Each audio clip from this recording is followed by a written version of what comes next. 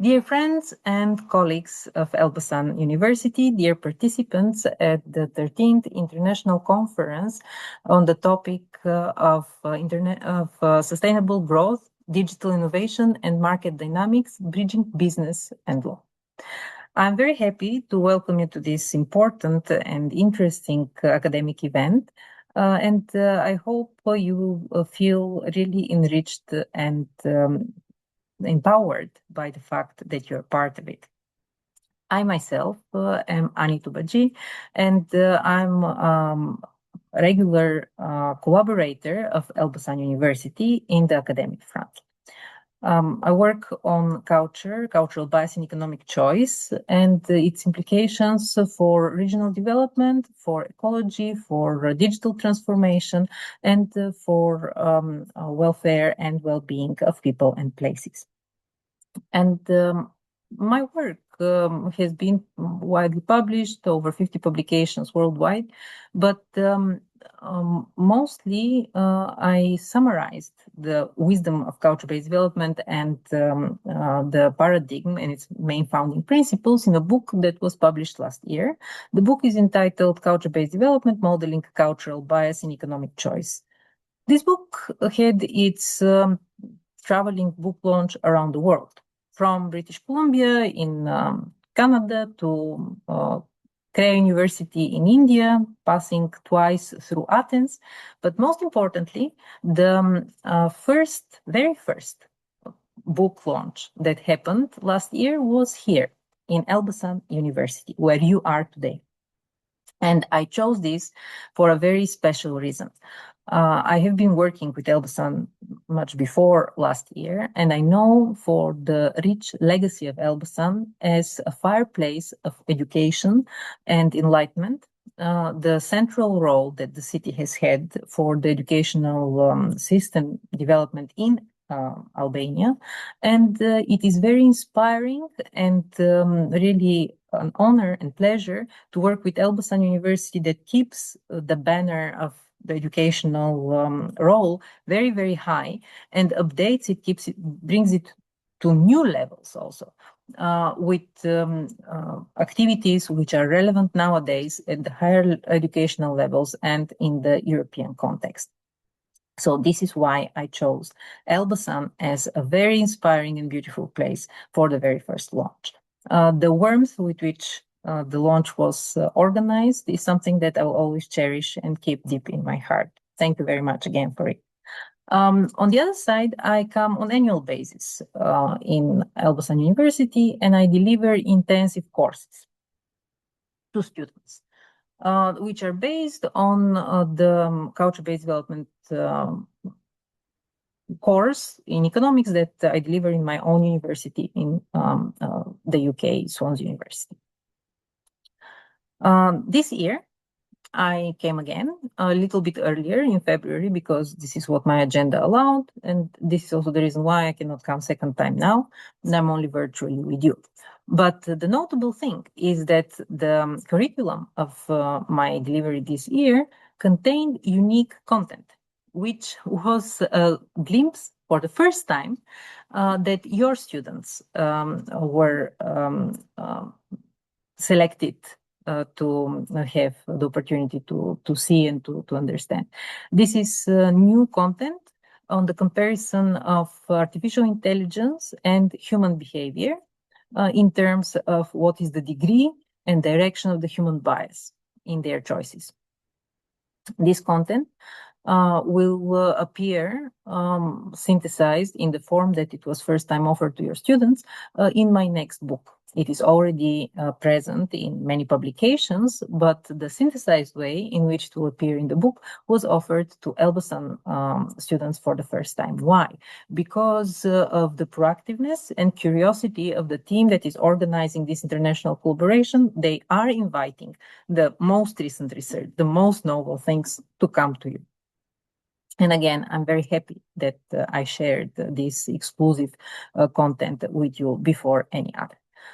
So, how is research-wise culture present also in your topics of the conference that is ahead? So, the first topic that you will discuss is sustainability, green economy, and environmental governance. Obviously, what people want to do with the environment is based on how they culturally value and appreciate this environment.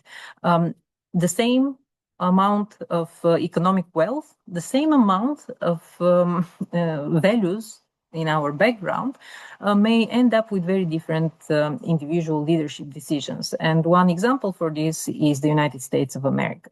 The richness of the country and the history of the country culturally haven't changed, but there is something in the living culture today of those who are in power that matters very crucially in where the country will lead its decisions in terms of the way they will handle the environment and the investment in it.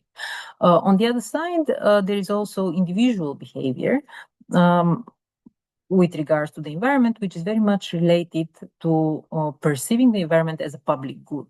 And there is where I have done a lot of research which shows how the citizens, the individuals, value the environment and what drives this valuation, both from the cultural and from its endogenous economic side.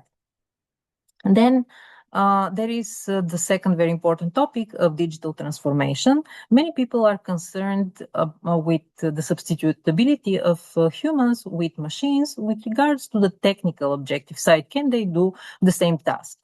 But much less is really researched on the side of what is the quality of the choices made by humans and by AI, especially in the field of services.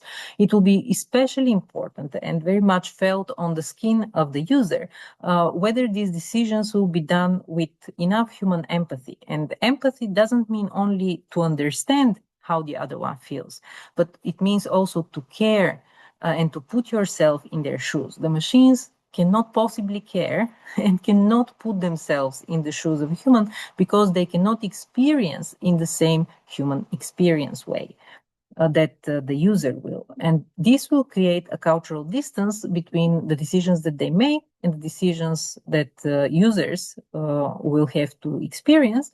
And it will be different than the way that people, at least sometimes, if willing, can provide a really empathic and really concerned and culturally close decisions that factor in the feelings and emotions of the users of the decisions.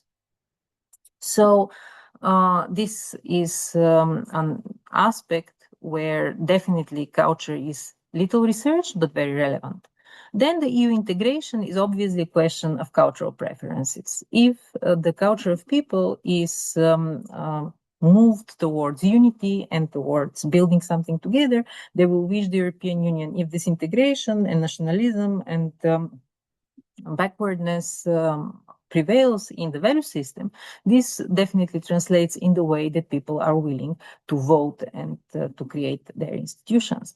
But there are objective consequences of these cultural sways of opinions and preferences. And it's particularly important how culture will sway and what institutions it will create, because if it creates institutions that are extractive, that are dividing us instead of bringing us together like the EU tries to do, then the objective consequences will be really dismal.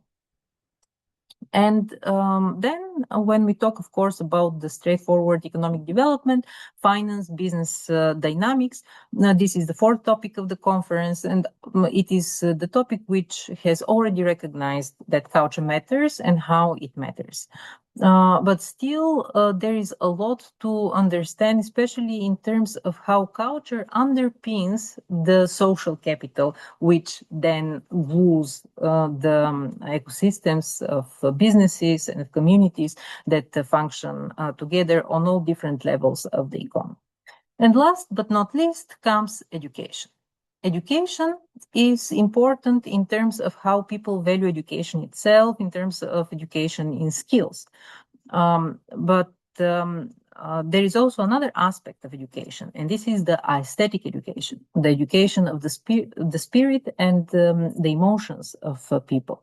This is the part which brings hopefulness, which cultivates the hopefulness and the hopeful mindset, the mental health, which people, if they maintain healthy, they can use as a further resource, even when they don't have enough socioeconomic resources to find these resources and to keep the hope for aspiring higher possibilities. Reversely, if people do not have the environmental influence, the aesthetic wiring that keeps their hope high, then even when they have resources, they can feel depressed, they can be burnouts, and of course, the aggregate outcome of a society which has a lot but feels depressed and works suboptimally is this economy to stagnate. And we have this example even in the UK. For long years, UK has stagnated in its growth. And from bare economic aspect, it's not clear why. But if you look at the degree of mental health problems, if you look at the degree of depression and distress, then it becomes clear where the inefficiencies occur from. And they're cultural. The aesthetic wiring is such that the loss of hopefulness has occurred for many of the people, especially those who are left behind in socioeconomic terms. So this is my reflection on your meeting, and I really hope you enjoy it. There will be many productive discussions. I hope you will take from them a lot of inspiration for research and a lot of fruitful and useful contacts that will grow into cooperations and a lot of creative work in the future. And I hope very soon to join you in person again. All the very best and enjoy the conference. Bye from me.